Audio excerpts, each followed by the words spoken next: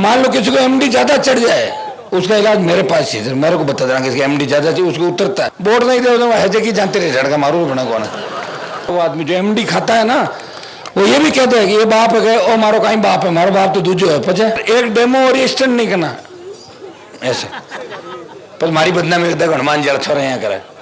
मैं ऐसा चाहता हूं कि कोई भी नौजवान नशे की प्रवृत्ति का आदी नहीं हो।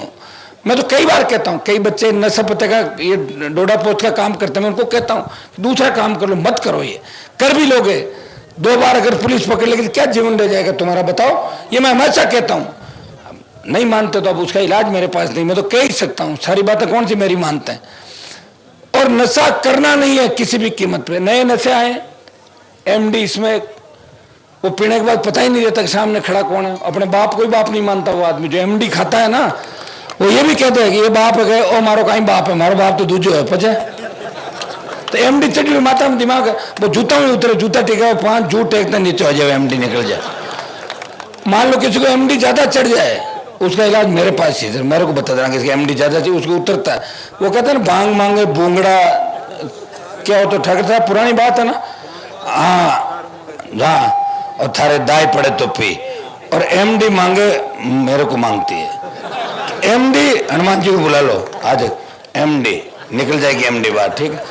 और नहीं मानो तो मुझे बता देना, एमडी उतार दूंगा मैं, ठीक है। एमडी उतारने का जादू है मेरे पास भाइयों, वो जरूरी भी है, क्योंकि एमडी एक बार आदी हो जाता आदमी तो किसी काम का नहीं, तो अपने घर परिवार के काम कर रहता न बच्चों के काम, उसको तो पता ही नहीं चलता वो कहाँ चल रहा है। एक मेरे घर की जो दीवार है उसमें बच्चे आके पड़ गए, 200 लोग वहां खड़े थे, भगवान की कृपा थी, दुर्घटना मेरे घर में ही घुस गए। आपने देखा था फोटो चंद्रा जी, छोरा कौन आपने ही छोरा पकड़िया था ना, कहीं उन्होंने बाद में जानो थे।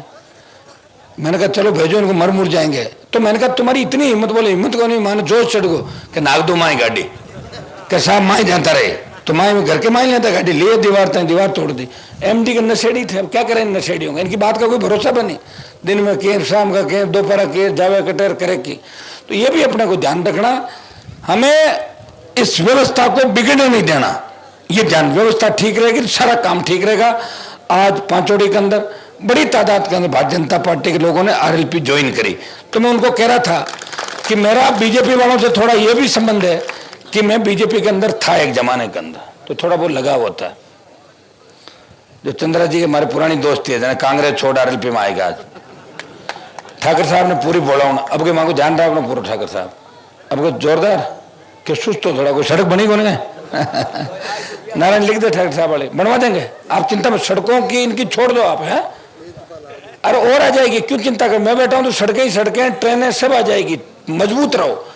बोर्ड नहीं दे है जगह जानते रहे झड़का मारू बना कौन है। आप सबको धन्यवाद, एक बार सब लोग दोनों हाथों से आशीर्वाद देके देखें। मुझे पता है कि बोजाज पंचायत में एमपी चुनाव में आप नारायण के उपचुनाव में बढ़त दिलाई थी, जीत थी बोजाज के अंदर, मुझे याद है, और हमेशा आप मुझे मजबूती देते हो और आगे भी दोगे। आप सर्व समाज मजबूती देगा, अल्पसंख्यक दलित सर्व समाज, तभी जाके व्यक्ति सत्ता के शिखर पे जाता है। तो आप सब तैयार हो, मैं लड़ने के लिए तैयार हूं, लड़ रहा हूं, भिड़ रहा हूं, प्रयास कर रहा हूं, और मैं चाहता हूं कि खींवसर नागौर में हर व्यक्ति आगे बढ़े, उसकी आर्थिक स्थिति ठीक हो और उसके हक पे कोई डाका नहीं डाले, उसको कोई कमजोर नहीं करे। ये हनुमान बेनीवाल की सोच है। मैंने कभी किसी को परेशान नहीं किया और कभी किसी से हिस्सा नहीं लिया। बाकी नेताओं को पहले काम हुई है, कहीं काम ले हो, आज 15% मारा तो काम है नेताओं को। डॉक्टर फीस के बिना काम कौन करे, वकील ने फीस देनी पड़े, नेता को पहले काम है कि साहब मारे रॉयल्टी को, अच्छा कितने पार्टनर हो, 15, मेरे इलाके में हो, चलो मेरा डालो 10%, ये फलन कर लो, ठीक है साहब, तो करना पड़ता भाई, ये सिस्टम है।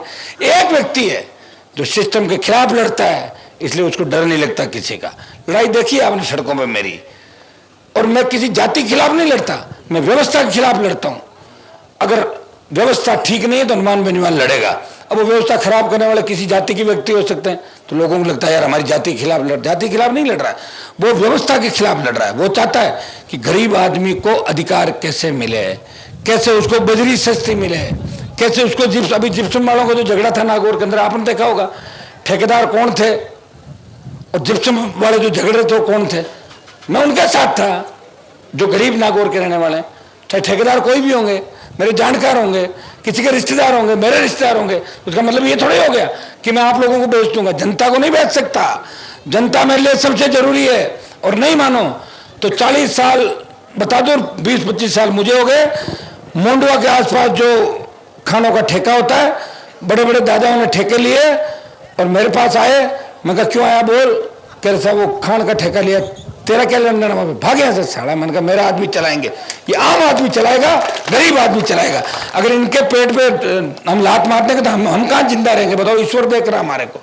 ये सारी बातों को ध्यान रखा और इसीलिए आप सब दोनों हाथों से आशीर्वाद दे रहे हो। बहुत टाइम हो गया, लंबे टाइम बाद आपके बीच आया, मन कर रहा है कि मैं आपके पास ही रहूं, लेकिन मुझे जाना भी है। कल मैं नागौर रहूंगा घर पे, अगर किसी को मिलना हो, बातें करनी हो, कोई डायलॉग बाजी करनी हो तो आप कल आ जाना, बात कर लेंगे। कोई पुरानी बातें बताने वाले तो बाने शागिले जो बाबा जी ने आपने कट हुक्मा जी रखा है चौधरी साहब ली जो कल पुरानी कोई बातें में बताई दे कि इतिहास करने रखना भी जरूरी, बातें कौन बताया अपना। सब लोग एकजुट रहो और गाड़ी नौजवानों धीरे चलानी। कितनी स्पीड? 70, 40 नहीं, 40 में पोगो कर 40 तो डीजे चलाओ, 60-70। एक डेमो और स्टंट नहीं करना ऐसे। पर मारी बदनामी करता हनुमान जी छोरा यहाँ करा, मारी क्यों बदनामी कराओ? ये बिल्कुल धीरे धीरे धीरे धीरे धीरे धीरे